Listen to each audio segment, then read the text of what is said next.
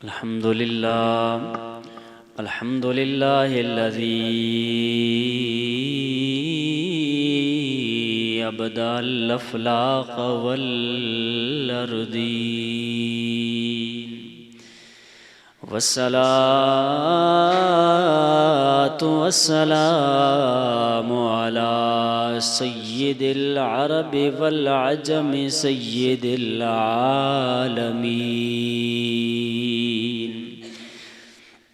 وعلى آله الطيبين الطاهرين وأصحابه الراشدين الكاملين وعلى أولياء أمتي وعلماء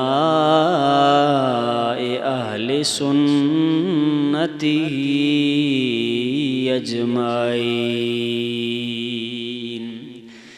أما بعد فأعوذ بالله من الشيطان الرجيم. بسم الله الرحمن الرحيم.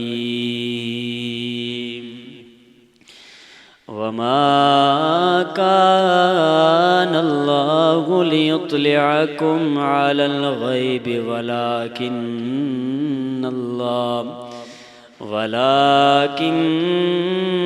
الله يجتبي من رسله من يشاء.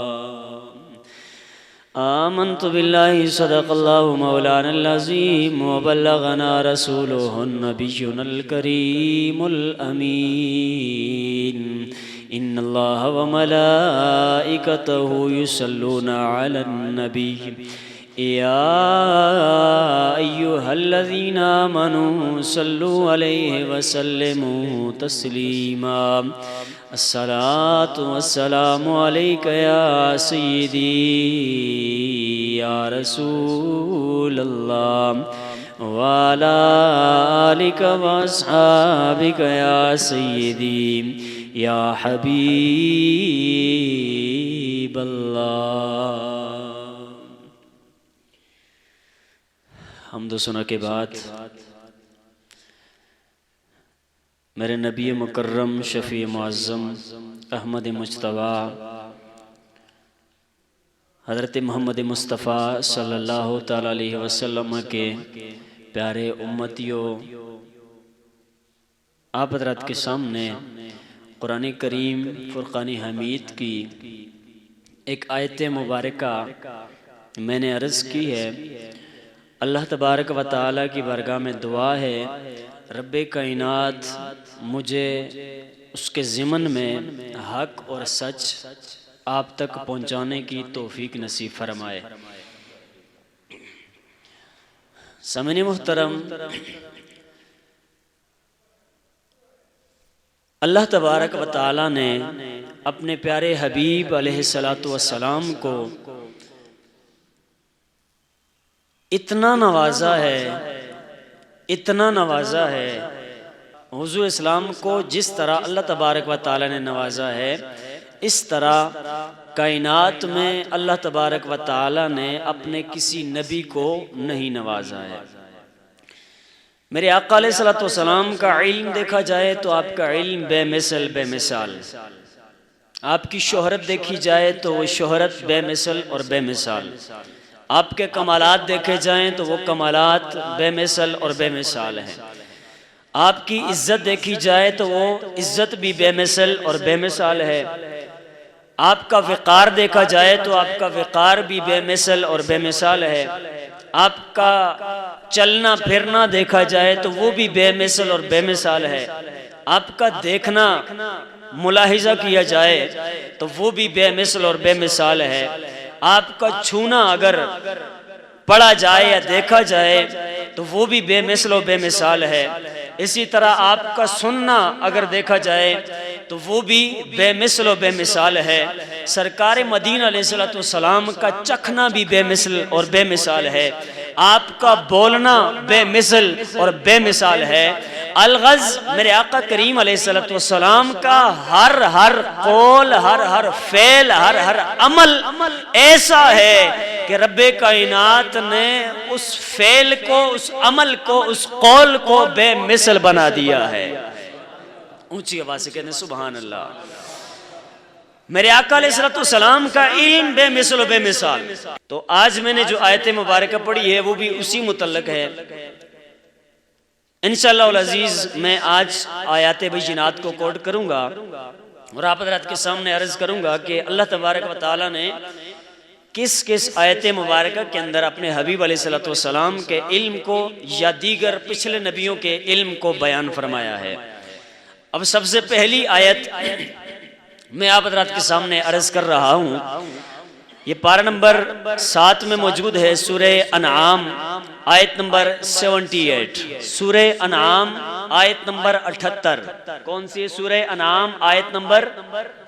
سورہ انعام آیت نمبر، اونچی آواز سے بولیں، سورہ انعام آیت نمبر، یاد ہو گئی ہے نا؟ سورہ انعام آیت نمبر 78، پارہ نمبر 7، پارہ نمبر 7۔ اللہ تبارک و تعالی نے ارشاد فرمایا وَكَذَلِكَ نُرِي إِبْرَاهِيمَ مَلَكُوتَ السَّمَاوَاتِ وَالْأَرْضِ۔ اب یہ جو آیت مبارکہ ہے اس کے ضمن میں مفسرین فرماتے ہیں کہ حضرت ابراہیم علیہ السلام کو ایک پتھر پہ کھڑا کیا گیا۔ کہاں پہ کھڑا کیا گیا؟ کہاں پہ؟ دھیان سے سنیں گے تو انشاءاللہ آپ کو میرا جو جس طریقے سے میں استدلال کر رہا ہوں وہ استدلال آپ کو سمجھ آئے گا۔ اللہ تبارک و تعالی نے ابراہیم علیہ السلام کو کہاں کھڑا کیا؟ پتھر پہ۔ ابراہیم علیہ السلام پتھر پہ کھڑے ہو گئے۔ پھر کیا ہوا؟ اب یہ جو روایت میں آپ حضرات کے سامنے عرض کر رہا ہوں، یہ تفسیر اور تشریح توضیح جو ہے یہ عرض کر رہا ہوں، یہ تفسیر خازن میں موجود ہے۔ کدھر موجود ہے؟ بولیں ذرا، کدھر موجود ہے تفسیر؟ تفسیر خازن کے اندر علامہ خازن رحمۃ اللہ تعالی علیہ نے اس آیت کی تفسیر کی ہے، اس کی تشریح اور توضیح کی ہے، وہ میں نے آپ کے سامنے عرض کرنی ہے۔ ذرا کہتے سبحان اللہ۔ وہ تشریح اور وہ توضیح کیا ہے؟ ابراہیم علیہ السلام کو جو زمین و آسمانوں کی مختلف اشیاء کو آپ نے دیکھا، اللہ تبارک و تعالی نے دکھایا، تو وہ کیا کیا چیزیں ہیں جن کو آپ نے دیکھا؟ علامہ خازن رحمۃ اللہ تعالی فرماتے ہیں اقیم علی صخرۃ، اونچی آواز ہے، محبت سے سننا ہے تو ذرا محبت سے کہتے ہیں سبحان اللہ۔ حضرت امام خازن رحمۃ اللہ تعالی فرماتے ہیں کہ ابراہیم علیہ السلام کو ایک چٹان پر کھڑا کیا گیا، اور بھی اونچی آواز سے کہتے ہیں سبحان اللہ۔ جب چٹان پر ابراہیم علیہ السلام کو کھڑا کیا گیا تو پھر کیا ہوا؟ علامہ خازن رحمۃ اللہ تعالی فرماتے ہیں وَكَشَفَ لَهُ عَنِ السَّمَاوَاتِ حَتَّى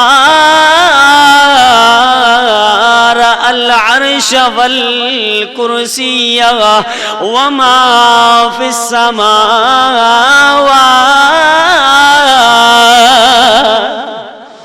علامہ خازن رحمت اللہ تعالی فرماتے ہیں کہ حضرت ابراہیم علیہ السلام کو رب قدیر نے ایک پتھر پر قائم فرمایا، پتھر پر کھڑا فرمایا، اور پھر کیا ہوا؟ کشف لہ عن السماوات، آسمانوں کے پردے جو تھے وہ ہٹا دیے آپ کی آنکھوں سے، آپ کی آنکھوں کے آگے سے آسمانوں کے پردے ہٹا دیے، حتی رأى العرش والکرسی، یہاں تک کہ حضرت ابراہیم علیہ السلام نے رب کائنات کے عرش کو بھی دیکھ لیا، کرسی کو بھی دیکھ لیا۔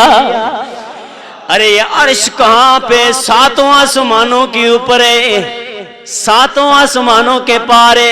کرسی کہاں ہے؟ ساتوں آسمانوں کے پارے۔ اس سے نیچے جنت ہے، اونچی آواز سے کہتے سبحان اللہ۔ اس سے نیچے جنت ہے، یہ 7 آسمان ہیں، ایک کے بعد دوسرا، دوسرے کے بعد تیسرا، تیسرے کے بعد چوتھا، 7 آسمانوں کے اوپر جنت ہے۔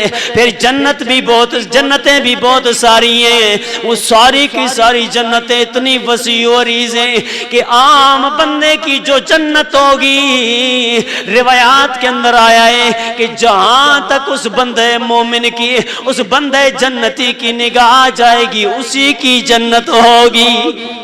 یہ عام بندے کی جنت ہے۔ ارے اس جنت کو بھی حضرت ابراہیم علیہ السلام نے ملاحظہ فرمایا۔ میں تو یوں کہوں گا صرف جنت کو ہی نہیں، جنت کے ہر ہر پتے کو دیکھا، جنت کی ہر ہر گلی کو دیکھا، جنت کے ہر ہر باغ کو دیکھا، جنت کے ہر ہر غنچے کو دیکھا، جنت کے ہر ہر حور کو دیکھا، جنت کے ہر ہر غلماں کو دیکھا، جنت کے ہر ہر باسی کو حضرت ابراہیم علیہ السلام نے دیکھا۔ سارے لوگوں کی جنتوں کو مشاہدہ فرمایا، سارے لوگوں کی جنتوں کو مشاہدہ فرمایا، ہر ہر جنت کے ہر ہر کمرے کو دیکھا، ہر ہر چھت کو دیکھا، ہر ہر ستون کو دیکھا، ہر ہر ہیرو جواہرات کو دیکھا۔ الغرض ساری جنتوں کو حضرت ابراہیم علیہ السلام نے جب دیکھ لیا، جب ساری جنتوں کا مشاہدہ کر لیا، پھر نگاہ اٹھی، جب نگاہ اٹھی تو کہاں پہنچی؟ رب کائنات کے عرش کو وہ نگاہ تکنے لگ گئی، رب کائنات کے عرش کو تکنے لگ گئی، یہاں تک کہ اللہ تبارک و تعالیٰ کی کرسی کو بھی جو اس نے قائم فرمائی ہے، بنائی ہوئی ہے، اس کو بھی جناب ابراہیم علیہ السلام نے دیکھ لیا ہو۔ پھر اس کے علاوہ اللہ تبارک و تعالیٰ کے حضور حضرت ابراہیم علیہ السلام کو یہ مقام جب ملا، پھر کیا ہوا؟ امام خازن فرماتے ہیں ما فی السماوات، جو آسمانوں کے اندر ہے، چاہے وہ فرشتے، حور و غلمان ہیں، جنتیں ہیں، آسمانوں کی بلندیاں ہیں، الغز آسمانوں کے اندر جو کچھ ہے سب کچھ حضرت ابراہیم علیہ السلام نے دیکھ لیا تھا۔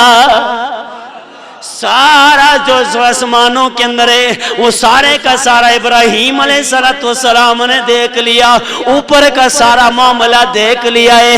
اب کیا زمین کے معاملات بھی دیکھیں کہ نہیں دیکھیں؟ علامہ خازن رحمت اللہ تعالی علیہ اس آیت کی تفسیر فرماتے ہیں، فرمایا کہ وَكُشِفَ لَهُ عَنِ الْأَرْضِ حَتَّى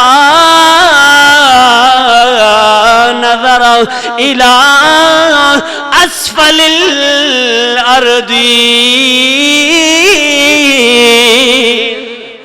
فرمائے صرف آسمانوں کی بات نہیں ہے کہ ابراہیم علیہ السلام نے فرشتوں کو دیکھا، جنتوں کو دیکھا، حور و غلماں کو دیکھا، صرف آسمانوں کی بات نہیں بلکہ ابراہیم علیہ السلام اس پتھر کے اوپر کھڑے تھے، اللہ تبارک و تعالیٰ کے اذن سے حضرت ابراہیم علیہ السلام نے ساری زمینوں کو بھی دیکھ لیا تھا، ساری زمینوں کو بھی، اونچی آواز سے بولیں، ساری زمینوں کو بھی۔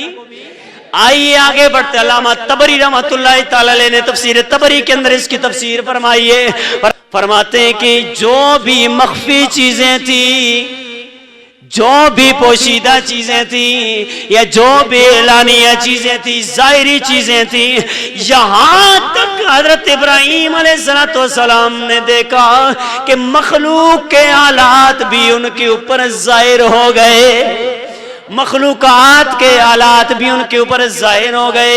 اسی طرح آگے بڑھتے ہیں، تفسیر مدارک اٹھائیے، تفسیر مدارک کے اندر فرمایا ہے کہ قال مجاہد فرجت لہ السماوات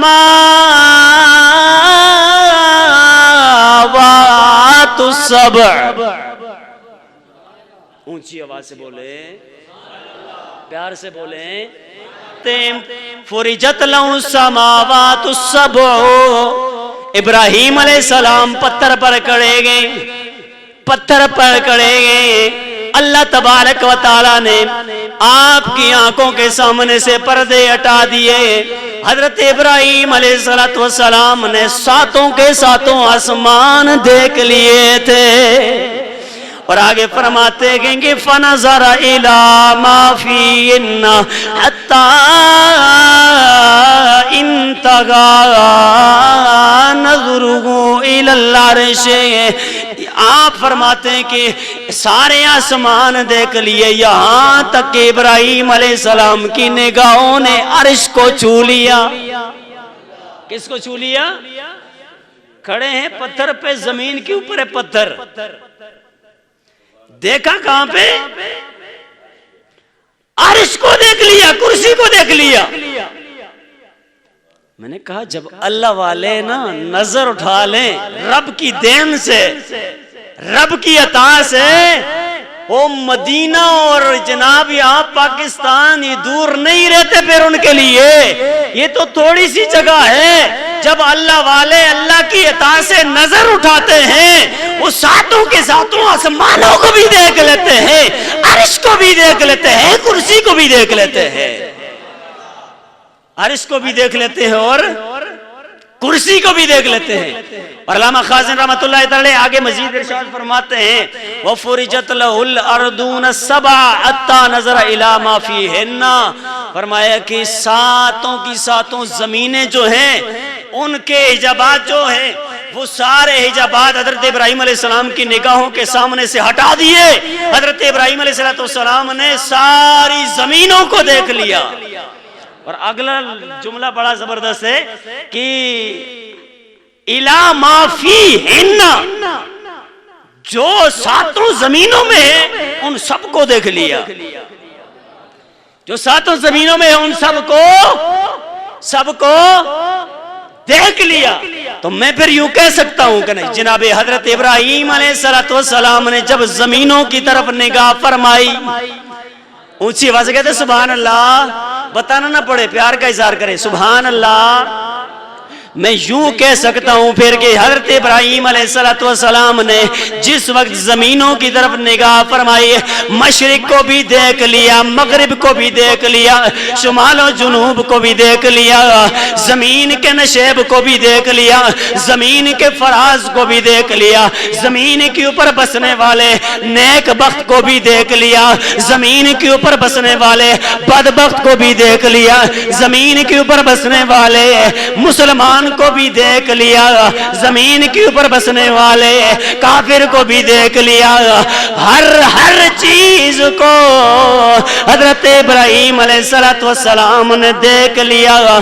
سارے زمین کے اوپر جتنے بھی اللہ کے بندے ہیں یا جتنے بھی انسان ہیں سب کو جناب ابراہیم علیہ السلام نے پتھر کے اوپر ہوتے ہوئے ملاحظہ فرما لیا.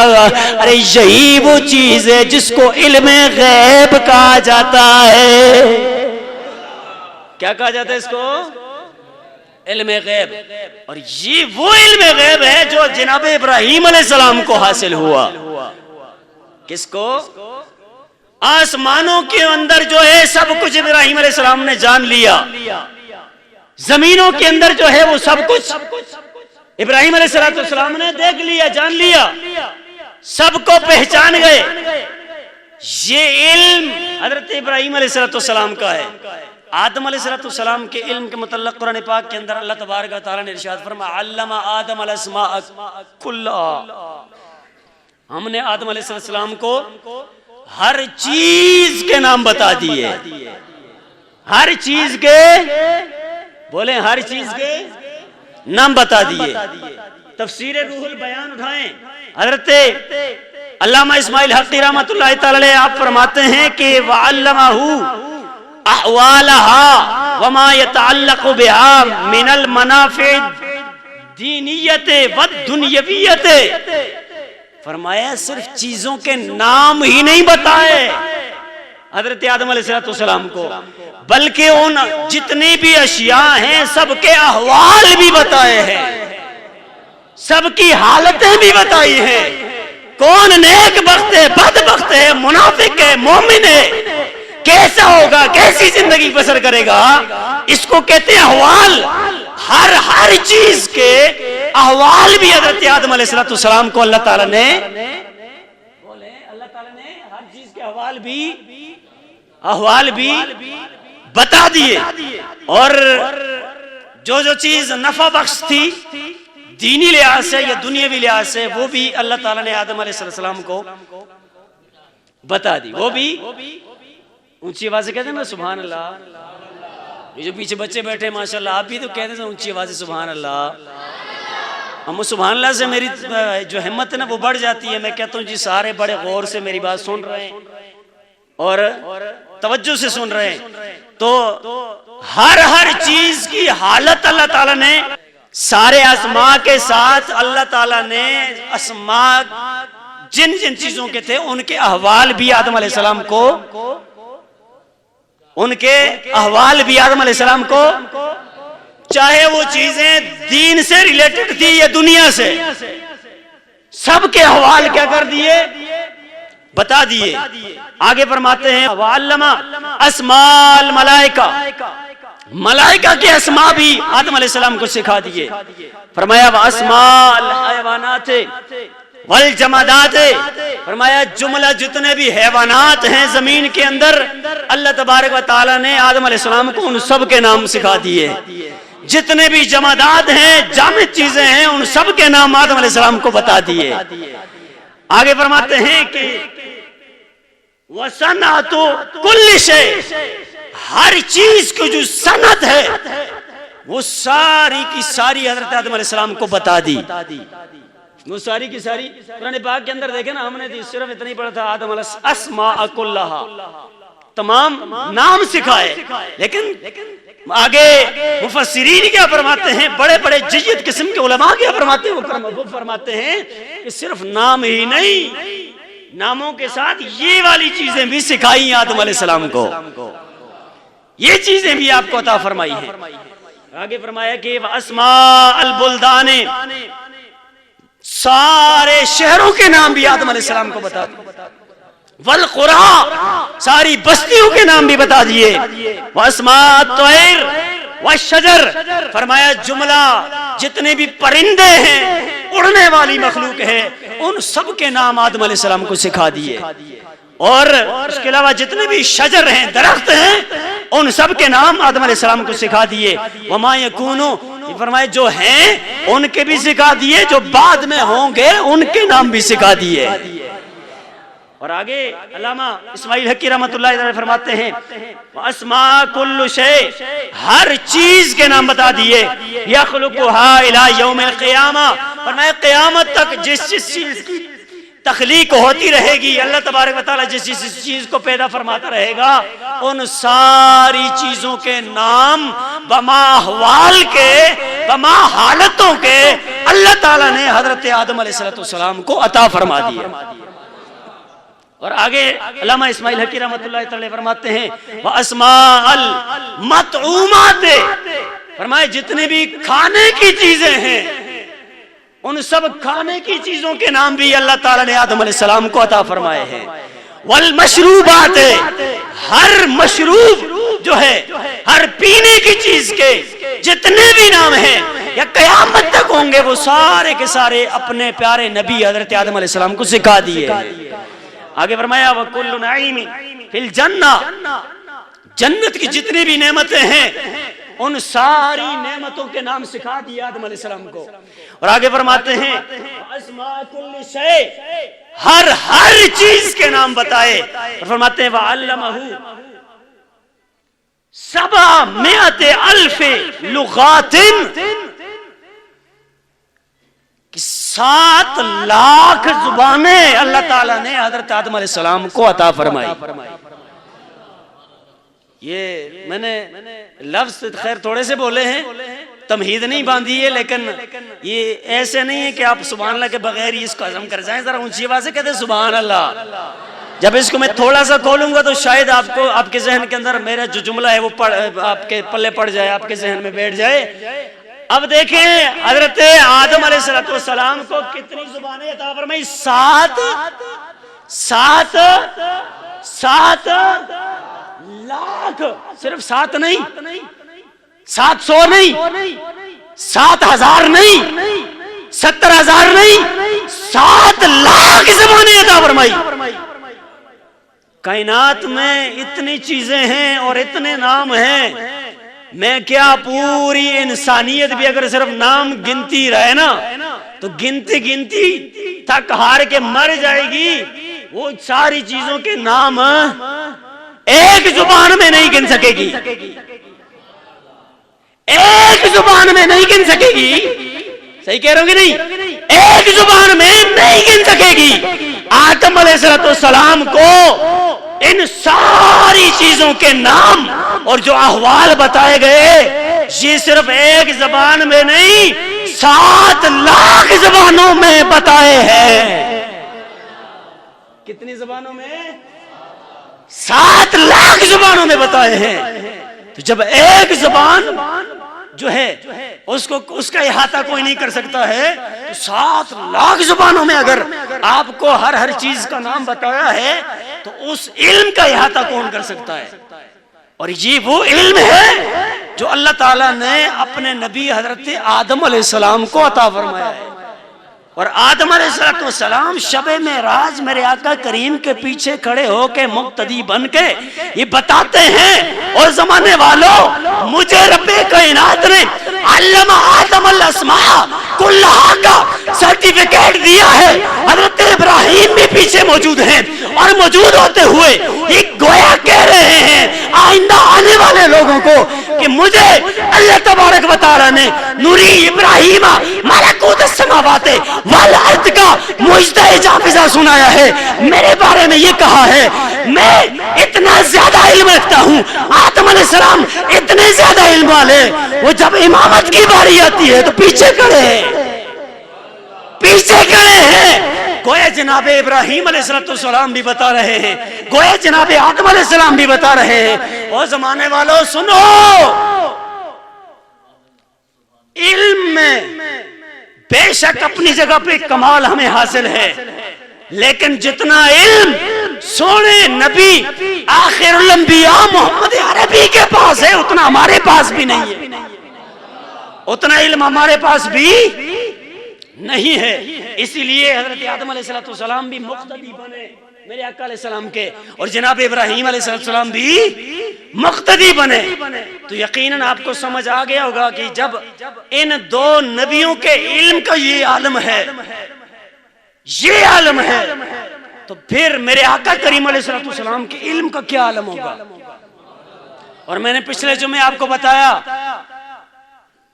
کہ لوح محفوظ کا کل علم میرے آقا علیہ السلام کو حاصل ہے، اور جمیع مخلوقات کا علم بھی حضور علیہ السلام کو.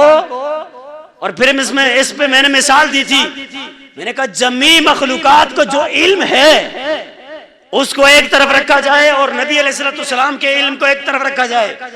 جمیع مخلوقات کا علم اس طرح ہے جیسے ایک قطرہ. یاد آ گئی بات کہ نہیں آئی؟ جمیع مخلوقات کا علم ایسے ہے کہ جیسے ایک قطرہ، اور میرے آقا علیہ السلام کا علم ایسے ہے جیسے دریا. اور اب یہاں پہ روک کے ایک بات کرتا ہوں، جمیع مخلوقات میں آدم علیہ السلام بھی موجود ہے. بات سمجھ آ رہی ہے نہیں آ رہی ہے؟ اسی جمیع مخلوقات میں آدم علیہ السلام کا اتنا علم بھی موجود ہے، حضرت ابراہیم علیہ السلام کا اتنا کثیر علم بھی جمیع مخلوقات میں. اور وہ جو ساری مخلوقات کے اندر چاہے کوئی نبی ہے، ولی ہے، رسول ہے، رب کا مقرب ہے، فرشتہ ہے، کوئی بھی بندہ ہے، سب کا علم میرے آقا کریم کے علم کے مقابلے میں قطرے جیسا ہے. ارے لوگوں، جس قطرے کے اندر اتنا علم ہے کہ ابراہیم علیہ السلام آسمان کا بھی سب کچھ جانتے ہیں، زمینوں کا بھی سب کچھ جانتے ہیں. جس جناب قطرے کے اندر اتنا کچھ ہے کہ ہر چیز کے نام کا آدم علیہ السلام کو پتا ہے، ان کے اعمال کا پتا ہے. جب قطرے کا یہ عالم ہے تو دریا کا کیا عالم ہوگا؟ جب قطرے کا یہ عالم ہے تو دریا کا عالم کیا ہوگا؟ پھر ہمیں چاہیے کہ نبی علیہ السلام کا علم معاذ اللہ اتنا تھا.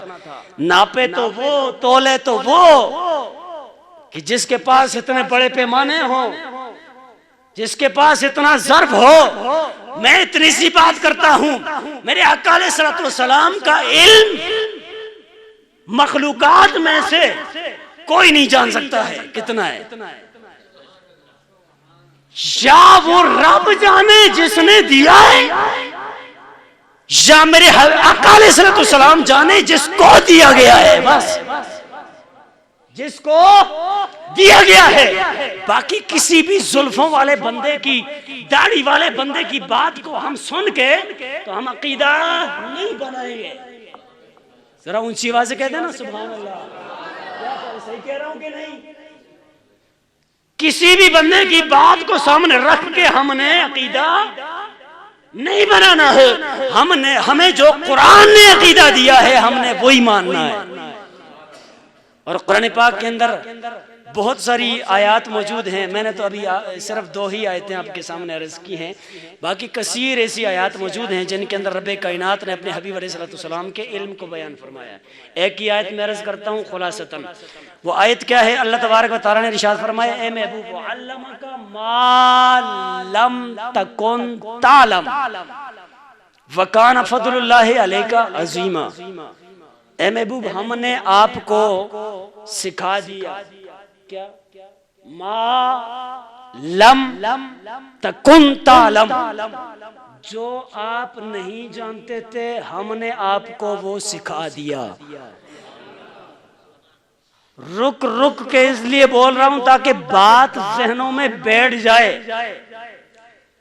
علمک سکھا دیا آپ کو کیا؟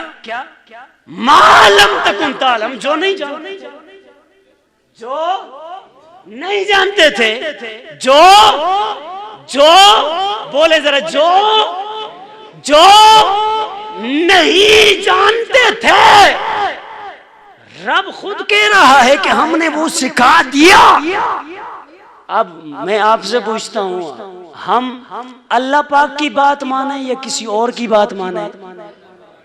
اللہ پاک نے کیا فرمایا کہ اے محبوب جو مشرق کا ہو، مغرب کا ہو، شمال کا ہو، جنوب کا ہو، بندوں کی نیتوں کا ہو، ظاہر کا ہو، باطن کا ہو، فوق کا ہو، تحت کا ہو، نشیب کا ہو، فراز کا ہو، الغاز تنہائیوں کا ہو، اعلانیہ دور کا ہو، جو کچھ نہیں جانتے تھے اے محبوب ہم نے سکھا دیا ہے۔ تو جب رب کہتا ہے میں نے اپنے حبیب کو جو وہ نہیں جانتا تھا سکھا دیا ہے، تو اس لیے ہم بھی کہتے ہیں اللہ کے نبی کو رب کائنات نے سب کچھ سکھا دیا، اپنے نبی کو سب کچھ سکھا دیا ہے۔ اب جب رب کہہ رہا ہے کہ میں نے سب کچھ سکھا دیا ہے، پھر کسی کو حق حاصل ہے کہ وہ کہے کہ نبی کو اتنا پتہ ہے تو اتنا نہیں پتہ ہے؟ یہ جو لفظ ما ہے نا، علمک، یہ عمومیت کے لیے، جو پڑھے لکھے حضرات ہیں ان کو یہ بات سمجھ آئے گی۔ یہ ماں کس کے لیے ہے؟ عمومیت کے لیے۔ کس کے لیے؟ عمومیت کے لیے۔ تو عمومیت کا معنی میں نے پہلے بھی کر دیا، پھر واضح کر رہا ہوں کہ جو نہیں جانتے تھے، جو نہیں جانتے تھے، اللہ پاک فرماتے ہیں ہم نے وہ سب کچھ سکھا دیا ہے، وہ سب کچھ۔ اور کچھ لوگوں کو یہاں پہ تھوڑا سا وہ ڈاؤٹ ہوتا ہے، وہ کہتے ہیں جناب نہیں تم اللہ پاک کے متعلق علم غیب کا عقیدہ رکھتے ہو اور نبی علیہ السلام کے لیے علم غیب ثابت نہیں کرنا چاہیے کیا؟ علم غیب، علم غیب یعنی یہ لفظ ہونا چاہیے علم بھی اور غیب بھی، علم بھی اور غیب بھی۔ ان کے لیے عرض کر رہا ہوں، اللہ تبارک و تعالی نے ارشاد فرمایا وما کان اللہ لیطلعکم علی الغیب، یہاں غیب کا لفظ موجود ہے۔ اللہ پاک اپنے غیب پر کسی کو مطلع نہیں کرتا، ولیکن اللہ یجتبی من رسلہ من یشاء، مگر اللہ تبارک و تعالی اپنے رسولوں میں سے جس کو چاہتا ہے علم غیب عطا فرماتا ہے۔ تو وہ کون سا نبی ہے جس کو رب نہیں چاہتا ہے؟ مجھے ذرا یہ بتائیں، وہ کون سا نبی ہے، وہ کون سا رسول ہے جس کو رب نہیں چاہتا ہے؟ رسول اور نبی تو ہوتا ہی وہ ہے جس کو رب چاہتا ہے۔ تو ثابت ہوا کہ اللہ پاک نے اپنے نبیوں کو علم غیب، بولے علم غیب عطا فرمایا ہے۔ آگے دوسری ہے عالم الغیب فلا یظہر علی غیبہ، عالم الغیب لفظ میں نے پہلے بولا تھا نا عالم الغیب اللہ کے لیے، پھر وہی نبی کے لیے. اب لفظ ہے عالم الغیب فلا یظہر ولا غیبی. عالم الغیب یعنی اللہ غیب جاننے والا ہے، وہ اپنا علم غیب جو ہے وہ کسی پر ظاہر نہیں کرتا. الا من ارتضی من رسول، مگر ہاں اپنے رسولوں میں سے جس سے راضی ہو اسے علم غیب عطا فرماتا ہے. عالم الغیب کا لفظ پیچھے موجود ہے، اور حرف استثناء جو ہے الا، اس کے بعد کے لیے وہی لفظ جو ہے پچھلا وہ ثابت ہو رہا ہے. یعنی اللہ تبارک و تعالی اپنا علم غیب جو ہے وہ کسی پر ظاہر نہیں کرتا، مگر وہ اپنے رسولوں میں سے جس سے راضی ہو وہ علم غیب انہیں عطا فرماتا ہے. علم غیب کا اطلاق قرآن سے ثابت ہو گیا کہ اللہ تبارک و تعالی کے پاس بھی علم غیب ہے، اور اللہ کے نبی کے پاس بھی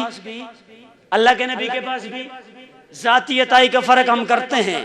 ٹھیک ہے، آگے آخری آیت میں پڑھتا ہوں آپ حضرات کے سامنے. اللہ تبارک و تعالی نے ارشاد فرمایا وما ہوا علی الغیب بضنین، وہ غیب بتانے میں بخیل نہیں، وہ غیب بتانے میں بخیل. اب دیکھیں بخیل کون ہوتا ہے؟ جس کے پاس کچھ ہو وہ دینا، وہی بندہ بخیل ہوتا ہے نا. اب مجھے پتہ ہے ایک بندے کے پاس 1000 روپے، میں کہتا ہوں 500 مجھے دے دیں، یا کوئی بھی بندہ مانگتا ہے تو اگر وہ نہیں دے گا تو بخیل کہا جائے گا نا اسے. اس کے پاس چیز ہے نہیں دے رہا ہے، بخل کر رہا ہے، بخیلی ہے نا. اور بخیلی اچھا کام ہے، برا کام ہے؟ بولے ذرا. جس کو اچھی لگ رہی ہو نا بخیلی تو وہ میرے خیال سے نہیں بولے گا، لیکن جس کو بری لگے گی تو وہ بولے گا ذرا بخیلی اچھا کام ہے برا کام ہے؟ کریں گے نہیں کریں گے؟ کریں گے نہیں کریں گے؟ ہاتھ کھڑا کر کے نہ بتائیں نا کون کون بخیلی کرے گا. نہیں کریں گے، نہیں کریں گے، نہیں کریں گے انشاءاللہ. بخیلی انشاءاللہ ہم نہیں کریں گے. ہاں نہیں پہ ہاتھ کھڑا کریں. بخیلی انشاءاللہ ہم نہیں کریں گے. اب مثال میں نے آپ کو دی ہے سمجھانے کے لیے کہ بخیل وہ شخص ہوتا ہے جس کے پاس کچھ ہو وہ دوسرے کو دے نا، وہ بخیل ہوتا ہے. تو وما ہوا نہیں ہے، وہ ہوا سے مراد اللہ تبارک و تعالی کی ذات لیں تو پھر کیا ثابت ہوتا ہے کہ وما ہوا علی الغیب بضنین، وہ غیب بتانے میں بخیل نہیں. تو کیا مطلب نکلا کہ اللہ نے غیب بتانے میں بخل نہیں کیا، اپنے نبیوں کو دیا ہے. بات سمجھ آئی کہ نہیں آئی؟ وما ہوا علی الغیب بضنین، وہ غیب بتانے میں بخیل نہیں. تو کیا مفہوم نکلا؟ مفہوم یہ نکلا کہ وہ غیب بتانے میں بخیل نہیں ہے، اس نے اپنے نبیوں کو غیب عطا فرمایا ہے. لیکن اگر یہاں پہ ہوا کی ضمیر سے مراد ہم لے لیں نبی کی ذات، اور یہ تفسیروں کے اندر بہت ساری تفسیروں کے اندر موجود ہے، کہیں پہ جناب اللہ کی ذات کو مراد لیا گیا ہے، کہیں نبی علیہ السلام کی ذات کو مراد لیا گیا ہے. تو اگر ہوا ضمیر سے مراد ہم لے نبی علیہ السلام کی ذات تو کیا مطلب نکلے گا کہ یہ نبی غیب بتانے میں بخیل، یہ نبی غیب بتانے میں بخیل. تو اس سے کیا ثابت ہوا؟ اس سے تو یہ ثابت ہوا کہ اللہ کے نبی کے پاس جو اللہ کا عطا کردہ علم غیب تھا وہ اللہ کے نبی نے چھپا چھپا کے نہیں رکھا، اپنے صحابہ کو بھی عطا فرمایا ہے، اپنے صحابہ اور اہل بیت کو بھی عطا فرمایا ہے. یہ میں نے کہاں سے پڑھ رہا ہوں؟ قرآن سے. کدھر سے پڑھ رہا ہوں؟ سورہ تکویر ہے، آخری پارہ ہے. اللہ تبارک و تعالی اب یہاں سے کوئی بھاگ کے دکھائے نا کسی طرح.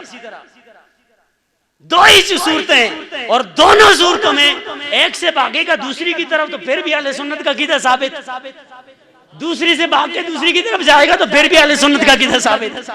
سنیو اپنے عقیدے پر رشک کریں. اللہ تبارک و تعالی نے ایسا عقیدہ ہمیں عطا فرمایا ہے کہ جس کی ترجمانی قرآن خود کر رہا ہے.